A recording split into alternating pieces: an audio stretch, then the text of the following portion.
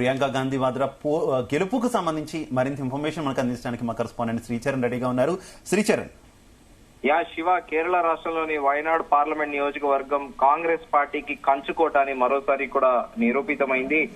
తొలిసారిగా కూడా పాలిటిక్స్ లో, యాక్టివ్ పాలిటిక్స్ లో ఫస్ట్ టైం కూడా కంటెస్ట్ చేస్తున్న ప్రియాంక గాంధీ వాడ్రా ఆమె తన సమీప బీజేపీ అభ్యర్థి నవ్య హరిదాస్ పైన దాదాపు 3,72,000 పైగా ఓట్ల మెజారిటీలో కొనసాగుతున్నారు.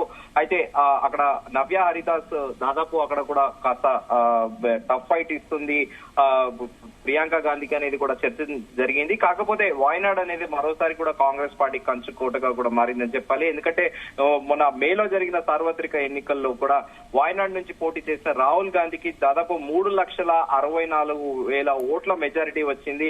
ప్రస్తుతం ప్రియాంక గాంధీ తన అన్న రాహుల్ గాంధీ ఆ మెజారిటీ ఏదైతే ఉందో బీట్ చేసినట్లు కూడా అయింది. ఇంకా అఫీషియల్ గా ఎలక్షన్ కమిషన్ డిక్లేర్ అయితే చేయలేదు ప్రియాంక గాంధీ గెలుపును. కానీ ప్రస్తుతం ఆమె 3,72,000 ఓట్ల పైగా కూడా ఆమె లీడ్ లో ఉన్నారు. అయితే గత ఎన్నికల్లో రాయబరేలీ, వాయనాడ్ నుంచి 2 చోట్ల నుంచి కూడా రాహుల్ గాంధీ పోటీ చేసి గెలిచిన విషయం తెలిసిందే. అయితే వాయనాడ్ కి రాహుల్ గాంధీ రాజీనామా చేయడంతో అక్కడ ఉప ఎన్నిక జరిగింది. అయితే ఇప్పటి వరకు కూడా తన అన్నతో పాటు తన తల్లి కూడా పాలిటిక్స్ లో యాక్టివ్ గా ఉన్నారు. కానీ ప్రియాంక గాంధీ ఎప్పుడు కూడా వివిధ ఎన్నికల్లో కూడా ప్రచారానికి మాత్రమే వెళ్ళింది. కానీ ఎక్కడ యాక్టివ్ గా కూడా తను అంటే ఎలక్ట్రల్ పాలిటిక్స్ లో ఇప్పటి వరకు కూడా ఎప్పుడు కూడా పాల్గొనలేదు.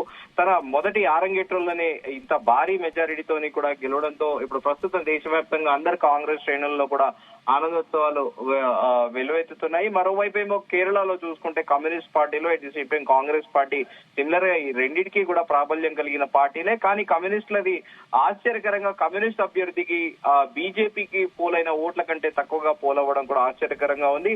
అయితే మొదటి నుంచి కూడా ఖచ్చితంగా వాయనాడ్ లో ప్రియాంక గాంధీ గెలుస్తుంది అనేది కూడా ప్రస్తుతం ప్రచారం కూడా జరిగింది. అందుకు తగ్గట్లుగానే ప్రియాంక గాంధీ కూడా ప్రతి రౌండ్ లో కూడా మెజారిటీ అంటే లీడ్ లో ఆమెనే ఉన్నారు.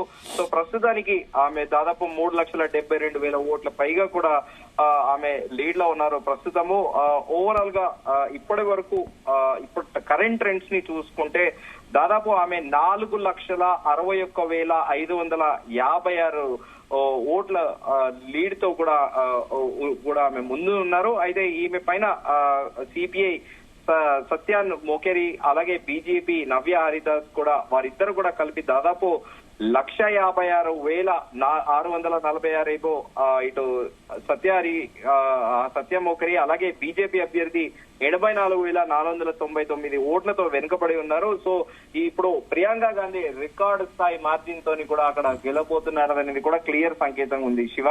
Right, okay, thank you.